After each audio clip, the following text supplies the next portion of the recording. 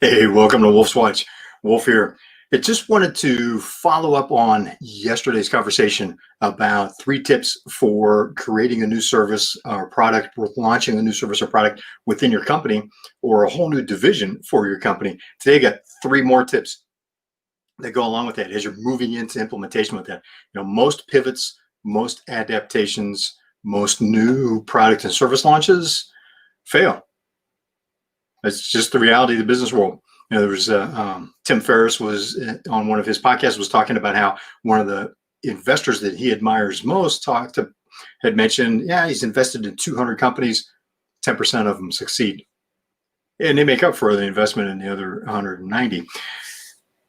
That being said, there are things you can do to really stack the odds in your favor. The reality is there are no guaranteed outcomes. Sorry, magic wand's broken.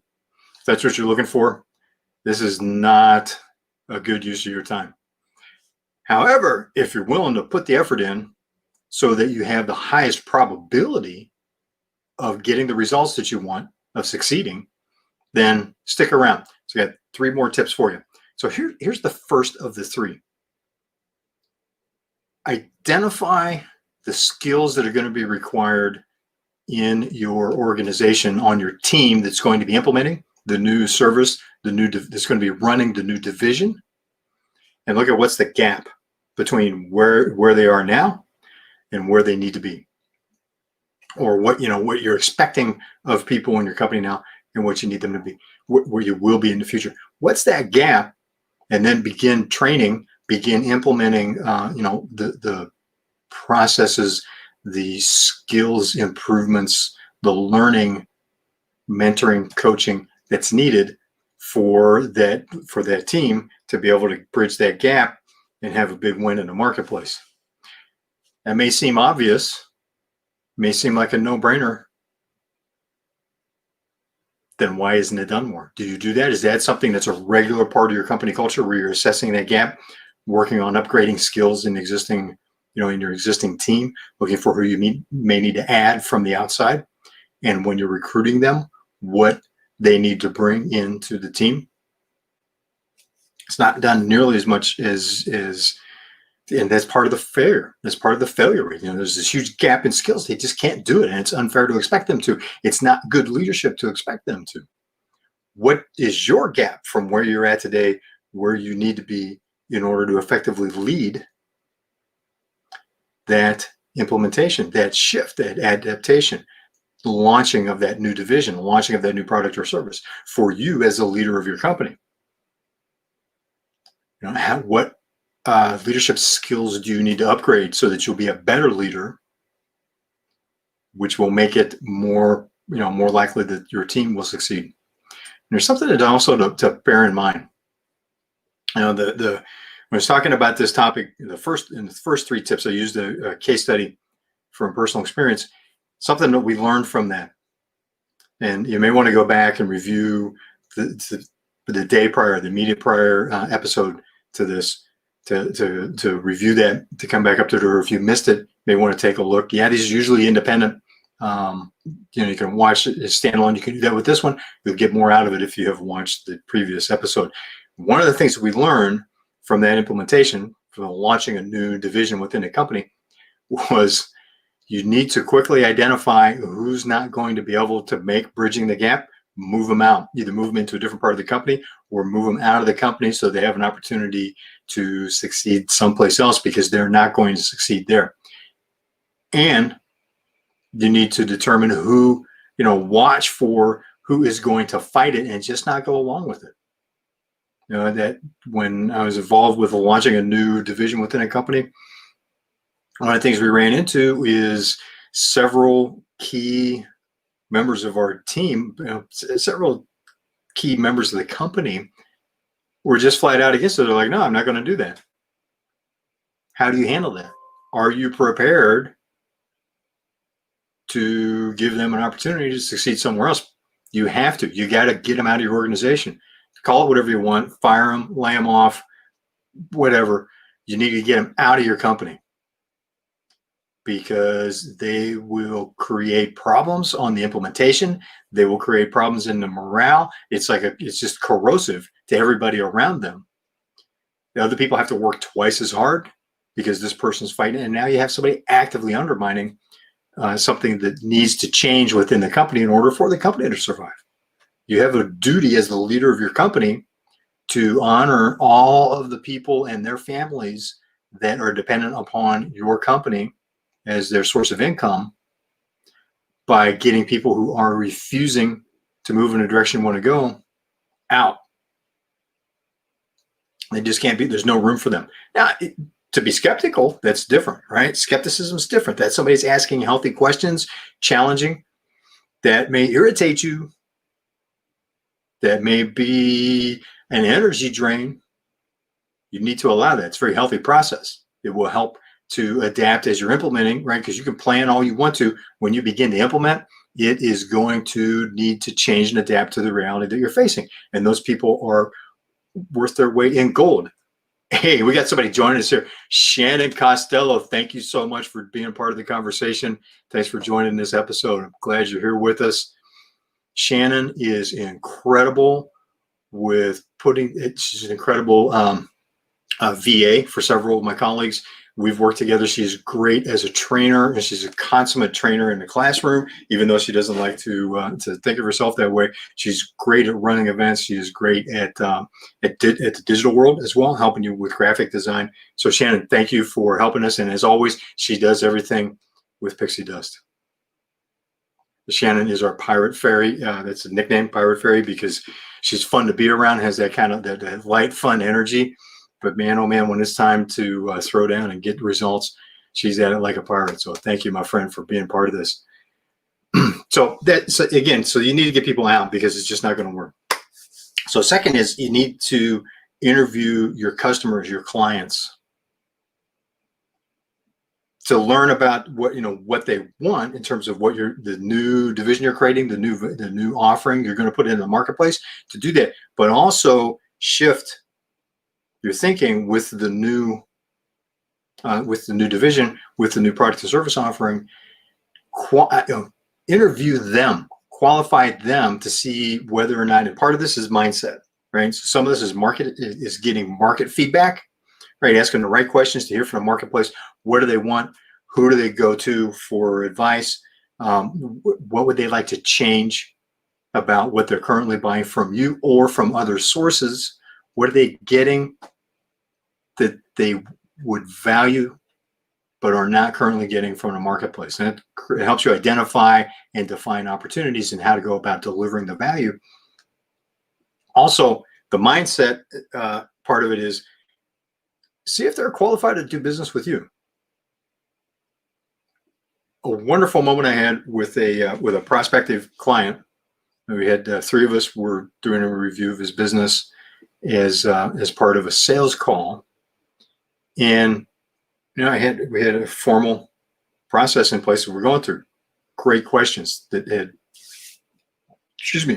been gleaned from practice, trial and error, from the knowledge of all the people within the company and from other sources. So I'm really questioning him about his business, trying to learn as much as I possibly can about his business in the hour that we were spending together. We're walking along, and I'm asking some questions, and I'm making notes, and he asked me a clarifying question. I answered him, and then he stopped. He goes, "Wait a minute." I was like, "Yes?" Yes. "You're here interviewing me. I thought I was interviewing you to see if you could help me." I was like, that's a common misperception, but let's continue. And I go, that's true. That's what we're doing. And just tell design. He's like, wow, oh my! It completely changed the meeting. So now he's selling us on why we should take him as a client for the rest of the meeting. It was an amazing experience. Ended up being a good business relationship. Powerful lesson in terms of how to approach, how to have the mindset to have, the posture to have when working with clients. And it wasn't coming from explain to me why I should deign to allow you to do business, to buy from us. It wasn't that. It was just the perspective of our team was literally there to interview him to see if we could help him. And the way that came across was he realized we were interviewing him because we knew we could help. We just weren't sure if he was the one, right? If it was a best fit or not. So do that. It's you got to ask lots of good questions, and you need to, have that perspective. If you're interviewing the prospective client, they're not interviewing you. You need to give them information that they need. You need to deal with their objections. You need to have a conversation. It goes both ways. You are interviewing them more than they are interviewing you. And then the third tip for this segment is really you have to meet the client's reality. Again, you may be saying, yeah, I already know that. Totally understand that. Or what the heck does that mean? For one thing, your clients, your customers' cash flow reality overwhelms any value that you're offering. I had a client come on board that earlier in my career, it was the first really, first larger contract that I'd ever sold. And when we got to the ask part of it, we're asking for a very, very significant percentage of his company's gross profit for the year to do business. So I asked him, and I knew because we'd been through his numbers, and he was amazed. He validated the numbers that I talked to him about, and as part of the sales presentation. And we got to it, and we're talking more than half. Right, to do business with us was going to cost him more than half of his gross profit for the year. And I did just that. I asked, had a consummate sales pro that was taking the lead in the sales role, but he asked me to do the presentation because I had the technical part down, and he was mentoring me in getting better at sales. So I made the ask. Didn't breathe, just looked him in the eye and was thinking, oh my gosh, it's all going to come to a crashing stop right here. Because I just watched his, it's like his eyes widened, kind of looked around, swallowed hard. And he's like, that's asking for a lot. And I was like, yes. And then we went back in, he started asking clarifying questions about the value. Now we were able to show how we could work with his financial reality in order to not drain all his profit out of his company, right? And how we could how we were adding value back. Yes, we was going to take a lot of cash from him in terms of gross profit. However, we had a 5-to-1 return on investment. That was happening as we went, and we were able to show, look, here's how we go along. So we worked with the reality of the company's financials. It was a big ask. We said, look, this is what the investment is. Here's the return on that investment. And we were able to do it in a way that it minimized his risk. So there's two parts to this, and implement, two parts to this, meeting them in a reality. You may be able to provide them millions of dollars in reality, in value. You're likely, the absolute numbers, be aware of the psychology of the numbers that you're talking about as well. One of the things we had in our favor, the sheer magnitude of the number was not something that was going to overwhelm him psychologically. For example, we did an improvement, a process change that would yield a $1.5 billion cost savings on a major multi-year industrial production program. And that was spread out over many years.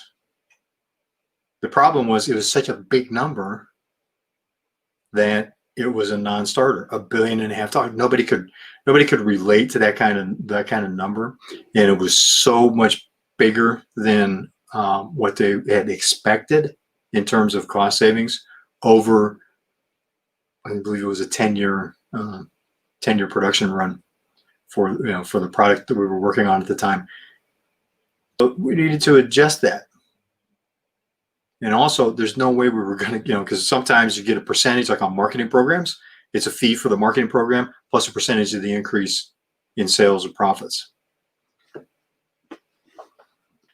Now, same thing with cost savings. Sometimes it's an investment, so this is a way to structure contracts or structure the way you sell the value. There's a fee up front, and then you get a piece as you move along. Well, the problem is it's such a big number, you're not going to get much of that. $1.5 billion. Start talking about a percentage of $1.5 billion. There's no way, because you're suddenly getting 10 times. You're going to be earning 10 times what the CEO is, what the owner of the company is, what the key executives are.